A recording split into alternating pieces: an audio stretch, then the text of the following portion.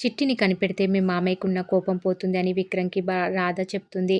మీ మామయ్యది కోపం కాదు, బాధ అని రాధ చెప్పిన మాటలకు విక్రమ్ ఇంప్రెస్ అవుతాడు. తింగరి దానిలానే కనిపిస్తుంది కానీ తెలివైందే అని రాధ గురించి విక్రమ్ అనుకుంటాడు.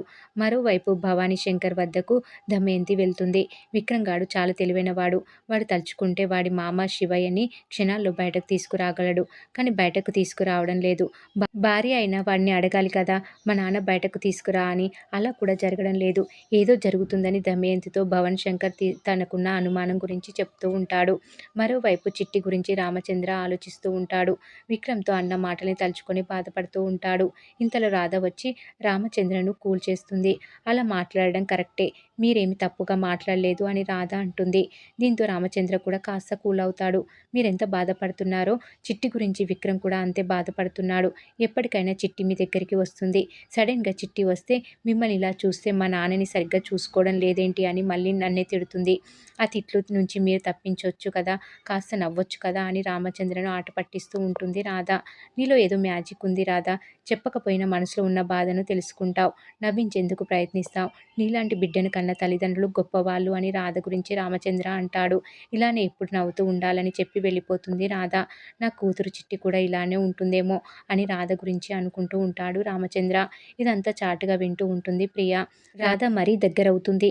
పెద్దనాన్న సపోర్టు మాకు ఉండాలి అంటే రాధ దూరం అవ్వాలి. ఎలా దూరం చేయాలి అని ప్రియ అనుకుంటూ ఉంటుంది. రామచంద్ర అన్న మాటల్ని విక్రమ్ తలుచుకుంటూ ఉంటాడు. చిట్టి గురించి విక్రమ్ ఆలోచనలో పడతాడు. చిట్టిని తీసుకొచ్చే వరకు మాట్లాడొద్దు అని మామయ్య అన్నాడని రామ్తో విక్రమ్ అంటాడు. నేను ప్రయత్నిస్తున్నా కూడా దొరకడం లేదని విక్రమ్ అంటాడు. కానీ నువ్వు ఇప్పుడు సీరియస్గా వెతకడం లేదు అని రాము అంటాడు విక్రమ్తో. ప్రియతో పెళ్లి తప్పించుకునేందుకు డమ్మీ పెళ్లి చేసుకున్నావు. రాధ వచ్చాక మారావు. చిట్టి నీ మనసులో నుంచి దూరమైంది.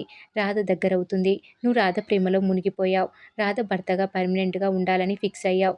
అందుకే శివయ్యని కూడా బయటకు రానివ్వడం లేదు. నీ స్వార్థం కోసమే మీ మామయ్యని, రాధని, అటు శివయ్యని మోసం చేస్తున్నావని రామ్ అంటాడు. దీంతో విక్రమ్ లాగిపెట్టి కొడతాడు రామ్ని. ఇంకా చిట్టి నా ప్రాణంరా, నేను ఎవరిని మోసం చేయలేదు, అందరికీ న్యాయం చేస్తాను అని రామ్కి చెప్పి వెళ్తాడు విక్రమ్. మరోవైపు చిట్టి ఫోటో ఫ్రేమ్ను కింద పడేసేందుకు రామచంద్ర రూమ్లోకి వెళ్తుంది ప్రియ. ఆమె వెంటే గమనిస్తూ అను కూడా వెళ్తుంది. అక్క, రాధ మీద పెద్దనాన్నకి కోపం తెప్పించాలని నిన్ను వాడుకుంటున్నాను అని చెప్తుంది. చిట్టి ఫోటో ఫ్రేమ్ ముందు నిలబడి చెప్తుంది ప్రియ. ఆ ఫోటో ఫ్రేమ్ని కింద పడేయబోతుంది ప్రియ. ఇంతలో అను వచ్చి అడ్డుకుంటుంది. ఇద్దరి మధ్య గొడవ జరుగుతుంది. ఇది పగలగొట్టి దాన్ని రాధ మీదకు తోసేస్తా అని తన ప్లాన్ గురించి ప్రియ చెప్పడంతో అను షాక్ అవుతుంది. చివరకు ఆ ఫోటో ఫ్రేమ్ని కింద పడేసి ముక్కలు చేస్తుంది ప్రియ. ఇంతలో రామచంద్ర వచ్చేస్తాడు. పగిలిపోయిన ఫోటో ఫ్రేమ్ని రామచంద్ర చూసి ఆగ్రహిస్తాడు. ఎవరు చేశారు అని అడగడంతో ఆ నేరాన్ని అను మీదకి తోసేస్తుంది ప్రియ. ఈ విషయం తెలిసిన రామచంద్ర ఏం చేస్తాడు? అను మీద నిందను తప్పించేందుకు రాధ వచ్చాక ఏం జరుగుతుంది? రాధను రామచంద్ర కొడతాడా? ఆ తర్వాత ఏం జరగబోతుంది అనేది రాబోయే ఎపిసోడ్లో తెలుసుకుందాం. ఈ వీడియో కనుక మీకు నచ్చినట్లయితే లైక్ చేయండి, షేర్ చేయండి, సబ్స్క్రైబ్ చేయడం మాత్రం మర్చిపోకండి. Please subscribe.